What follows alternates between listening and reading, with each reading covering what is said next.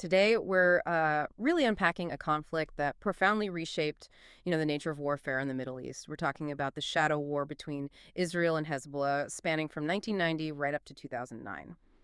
Our mission, as always, is to distill the critical insights from this stack of sources you've provided. We've got excerpts from Shadow War, the Israel-Hezbollah conflict, 1990-2009, which is a really key text here. This deep dive should hopefully illuminate how those traditional state-on-state fights kind of evolved into asymmetric warfare and these complex proxy conflicts, which, well, fundamentally altered the region's security landscape. Yeah, and what truly stands out about this period, I think, is how it wasn't just, Israel versus Hezbollah in isolation. It was really a central piece of the much broader Iran-Israel proxy conflict. Hezbollah was acting as, well, a critical instrument of Iranian foreign policy. So we'll explore the sophisticated covert ops, the strategic changes on both sides, and the lasting implications of this often kind of hidden struggle. Let's dive in. Okay. So to really get this, we have to start with Hezbollah's origins, right? And their pretty remarkable transformation. They emerged after the 82 Israeli invasion of Lebanon, started as a Shia Islamist militant group, very much inspired by the Iranian Revolution. Their 1985 manifesto, it laid out these core goals: get Western influence out, destroy Israel, and set up an Islamic government in Lebanon. And they got significant help early on, training and organization from about 1,500 Iranian Revolutionary Guards. And a key dynamic here, you've got to look at the 1990 Taif Accords.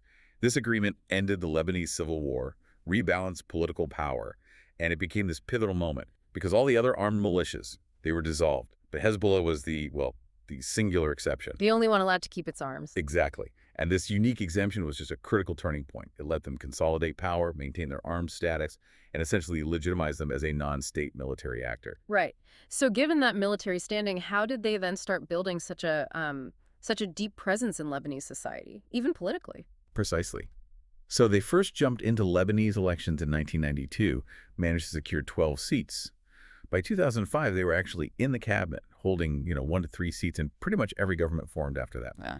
And this political integration, it was hugely boosted by their massive network of social services, schools, clinics, youth programs. Ah, okay. Which garnered just enormous popular support, especially as you'd expect from their Shia constituency. That's a remarkable level of strategic foresight, really, building political legitimacy right alongside their military power. How did this whole state within a state model influence their ideology? Did that shift too? Yeah, that highlights the complexity of their adaptability. So while the 85 manifesto, yes, it initially called for an Islamic state, their actual dogma became more, nationalistic over time, after the Israelis assassinated their Secretary General, Abbas al-Musawi, in '92. His successor, Hassan Nasrallah, he pursued a much more pragmatic ideological shift. Hezbollah started positioning itself more as a party for all of Lebanon, not just the Shia. Their 2009 manifesto, for instance, notably dropped the explicit reference to creating an Islamic state. Instead, it asserted consensual democracy. Interesting. And this is key, the concept of muqawama, or resistance, that remained absolutely central. It signified their unwavering commitment to armed struggle against, perceived occupation and foreign influence. It's fascinating, isn't it, how they kept that armed status even while becoming a major political force. What did that hybrid nature mean for their military campaigns? It meant unparalleled resilience, really. Their military activities were primarily focused on resisting the Israeli occupation down in the South Lebanon conflict zone. And this persistent guerrilla campaign running from '85 to 2000, it was highly effective, it inflicted casualties, and it really eroded Israeli public support for the occupation. So with Hezbollah's campaign proving so effective, that must have put immense pressure on Israel. What was the ultimate outcome of that sustained resistance, especially regarding Israel's presence in the south? Well, that sustained pressure, it culminated in Israel's unilateral withdrawal from southern Lebanon in May 2000. Huge moment. Huge. And Hezbollah immediately claimed it as a divine victory. This just dramatically boosted their legitimacy, their popular support across the Middle East. It solidified their narrative as the effective resistance force and gave them, compelling justification for keeping their weapons. And they even fought the 34-day Lebanon War in 2006, remember, after capturing 2 Israeli soldiers. And despite all the destruction, they again declared a divine victory, which just reinforced their power further. But this kind of power doesn't just appear out of thin air. Who was their main backer during this whole period? How crucial was that relationship? Oh, Iran, consistently their primary patron, provided the vast majority of their funding, their training, weapons, explosives, everything. Hezbollah's annual operating budget, largely from Iran, we're talking hundreds of millions of dollars. Their allegiance was explicitly pledged to Iran's supreme leader. This allowed Iran to project power, train allied militias like Hamas and the Houthis later on, and pose a direct threat to U.S. interests, all with plausible deniability. And some sources mention Hezbollah also ran a global criminal financial network, including things like amphetamine trafficking. Yes, that's part of the picture, too. It really paints this image of a multifaceted, deeply entrenched organization. Okay, so turning the tables now, facing this evolving and pretty sophisticated non-state actor, how did Israel's intelligence agency, Mossad, adapt its operations? Well, Mossad's mandate, it definitely shifted significantly. I mean, they continued with operations like trying to prevent nuclear proliferation in Iran and targeting individuals linked to attacks against Israel. But this period really necessitated a more proactive, you could say, extraterritorial approach. Their methods, particularly targeted assassinations, often operated outside Israel's normal constitutional framework, which drew criticism for being controversial. Right. And speaking of those targeted assassinations, what were some of the really high-profile ones during this time? Well, one of the earliest and arguably most impactful was the assassination of Abbas al-Musawi, Hezbollah's Secretary General at the time, February 16th, 1992. Al-Musawi was killed in an Israeli airstrike, helicopter gunships hitting his convoy in southern Lebanon. The operation was codenamed Nighttime Operation. And his family, too. Yes. Tragically, the strike also killed his wife and his 5-year-old son. Another really significant one was Ahmad Manea, Hezbollah's top military commander, killed in Damascus in 2008. That was reportedly a joint operation with the U.S. CIA. A bomb meticulously placed in an SUV. They apparently designed and tested it specifically to minimize collateral damage, just to ensure only Manea was killed. Wow. These sound like, highly successful tactical operations from their perspective, but what were the broader consequences? Maybe unintended ones. That really forces you to ask, were these actions a double-edged sword? I mean, yes, they achieved immediate tactical goals, but al-Musawi's death directly led to the rise of Hassan Nasrallah, who arguably transformed Hezbollah into an even more formidable force. Right. The law of unintended consequences. Exactly. And his assassination also prompted major retaliatory attacks. Think of the 1992 and 1994 bombings of the Israeli embassy and a Jewish community center down in Argentina. It escalated the conflict way beyond the immediate area. So short-term gains, but sometimes leading to bigger strategic headaches down the line. What about intelligence gathering? How deep did Mossad actually manage to infiltrate Hezbollah? Israel's intelligence agencies, not just Mossad, but also the elite unit 8200, that's their signals intelligence unit, they engaged in really extensive infiltration. They built these vast networks of human sources, planted listening devices deep inside Hezbollah bunkers, tracked commanders, monitored leaders. Apparently, after the 2006 war, some sources suggest these informants even helped Hezbollah construct secret facilities, all while feeding critical information back to Israel. That's an extraordinary level of infiltration. But in this kind of high-stakes cat-and-mouse game, were there times when this, deep penetration backfired? Or where Mossad faced major setbacks despite their sophistication? Oh, definitely. Yes, despite the successes, there were notable failures. They had agents arrested trying to install eavesdropping gear in Iranian embassies in Nicosia in 91, Switzerland in 98.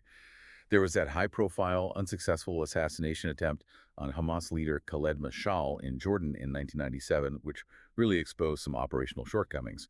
And even domestically, the assassination of Prime Minister Yitzhak Rabin in 1995, that pointed to serious intelligence failures too. So it gives a more balanced picture of their capabilities. It wasn't all successes. Okay, so this shadow war, it clearly wasn't just about direct fights. It was this incredibly sophisticated clandestine struggle. What were the key tactics and technologies involved on this covert battlefield? Well, human intelligence, human titty, played a huge role, as we mentioned. Those extensive networks, deep penetration, absolutely crucial. But alongside that, signals intelligence, SIGINT, and advanced technical operations were vital.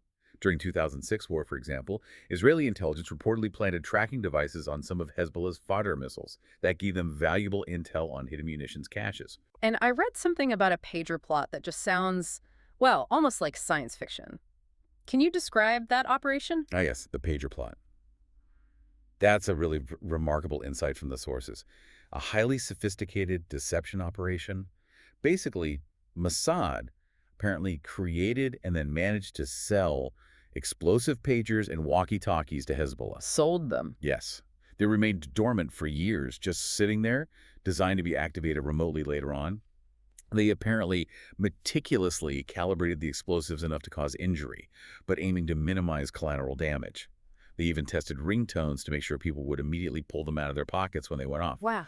It's been described quite aptly, I think, as a modern take on the Trojan horse. That really goes way beyond traditional spying, doesn't it? It's like weaponized supply chain infiltration. Well, What does a tactic like that tell us about just the sheer level of innovation and risk both sides were willing to take here? And how did Hezbollah try to counter operations like that? Hezbollah, much like their patrons in Iran, dedicated substantial resources to counterintelligence and internal security. They had their al-Mudad and al-Hizb units. Protecting the leadership was paramount. However, some analysis suggests this intense internal focus might have inadvertently led to a kind of poor quality of foreign assessment. Creating blind spots. Exactly, creating blind spots regarding external threats.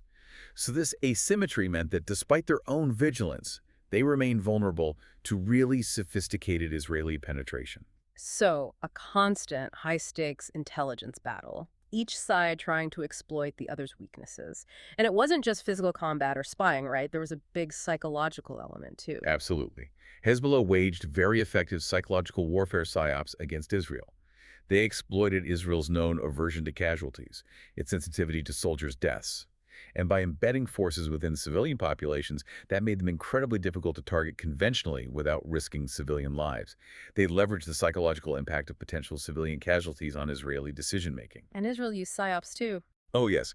Israel also used psychological campaigns, things like chilling calls directly to people, or covert threats aimed at sowing fear, particularly within the Iranian regime's leadership. But beyond all the covert stuff, there were still overt crashes, right? Big operations. Definitely. Throughout the 1990s, the South Lebanon conflict saw Hezbollah's ongoing resistance met with major Israeli military operations. You had Operation Accountability in 93, Operation Grapes of Wrath in 96, and even after the Israeli withdrawal in 2000, those border clashes persisted. Remember Hezbollah's abduction and killing of 3 Israeli soldiers in October 2000? That eventually led to a German-mediated prisoner swap in 2004.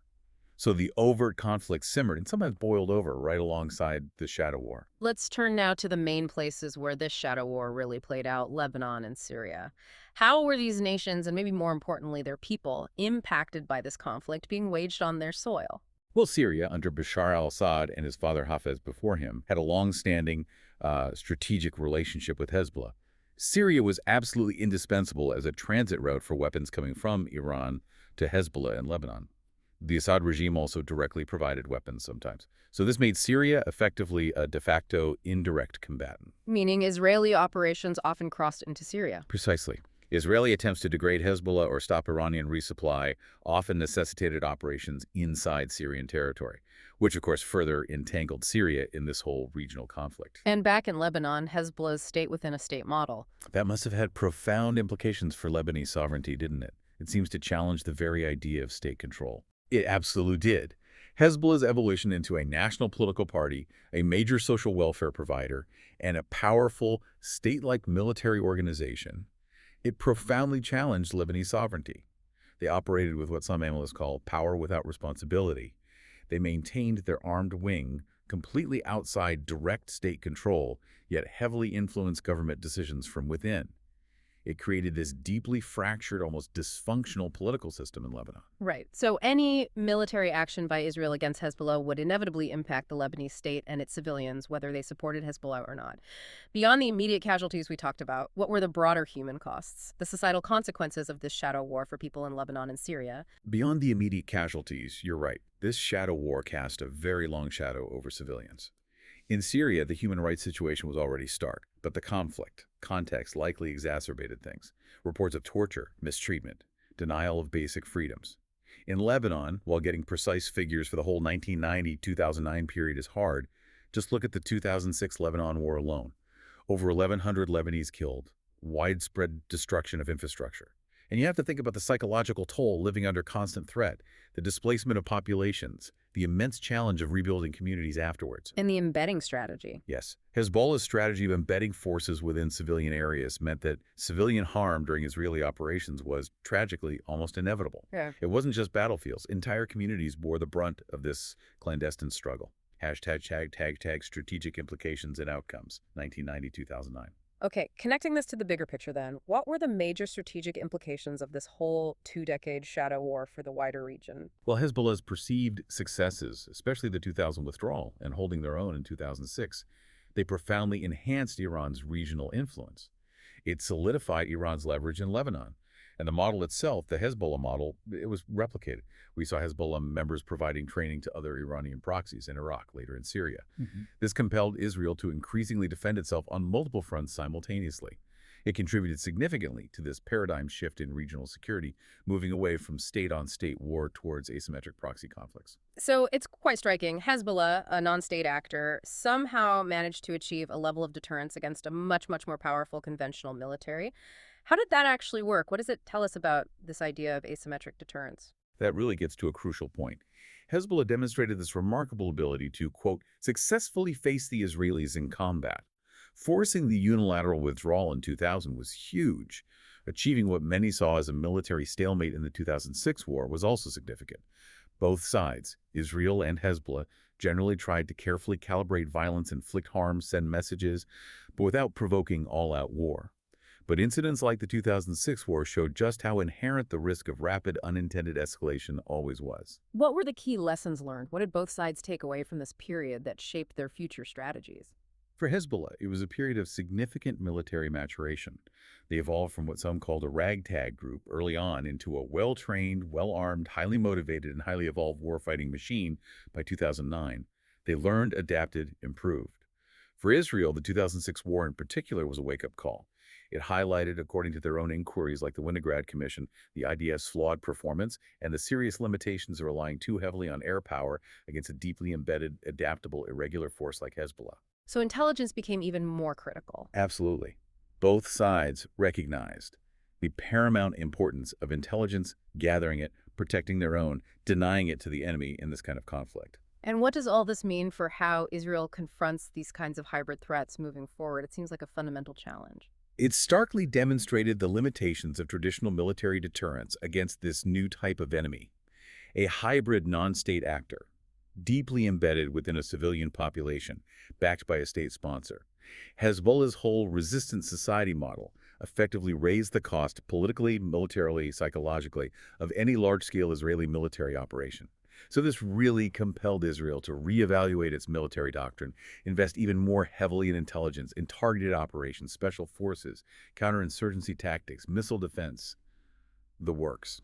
And looking at it from the other side, for Iran, this period must have seemed like a validation of their whole proxy model, right? A viable strategy to project influence without direct, costly confrontation. That's exactly how it looks. What truly stands out here is that Hezbollah, Iran's most powerful partner force, successfully achieved major strategic goals. Expelled Israel from Lebanon, fought the IDF to a standstill in 2006. Iran's extensive investment funding, training, weapons proved to be highly effective from their perspective. It solidified the Iran-Hezbollah axis as a central feature of Middle Eastern geopolitics. And it provided this compelling blueprint for Iran to expand its axis of resistance across the region, leading to the proliferation of similar proxy conflicts we see elsewhere. #outro. So this deep dive into the 1990-2009 shadow war between Israel and Hezbollah, it really shows a transformative era, doesn't it? We've seen Hezbollah evolve into this incredibly formidable hybrid entity, that state within a state, and how its strategic successes, like forcing the 2000 Israeli withdrawal, dramatically boosted its legitimacy and really validated Iran's strategic investment in proxies. And for Israel, this period forced a profound adaptation of its intelligence and military strategies. Confronted by this adaptive non-state actor, Israel had to move beyond just conventional warfare. They invested heavily in sophisticated intelligence gathering, targeted covert operations, psychological warfare, but the successes and failures of Mossad's ops really underscore the inherent complexities, the risks of this kind of clandestine struggle, where even tactical victories could backfire strategically. You know, what this two-decade conflict truly revealed, I think, isn't just how warfare changed, but how the very definition of power itself was being rewritten on the ground. You had a non-state actor using asymmetric tactics, proving that overwhelming military might alone no longer guaranteed traditional victory against a determined, adaptable adversary. Yeah. The lines between state and non-state actors, between overt war and covert conflict, they remain perpetually blurred now, shaping the future of security not just there, but potentially elsewhere too. So, as you, our listeners, reflect on this unique, often brutal form of warfare and these shifting paradigms of power, here's something to consider. How might the success of non state actors like Hezbollah and challenging conventional military powers fundamentally reshape how we even define victory or defeat in the conflicts yet to come? Thank you for joining us on this deep dive. We hope it's given you a deeper understanding of this really critical period in Middle Eastern geopolitics. Until next time, keep digging into the details.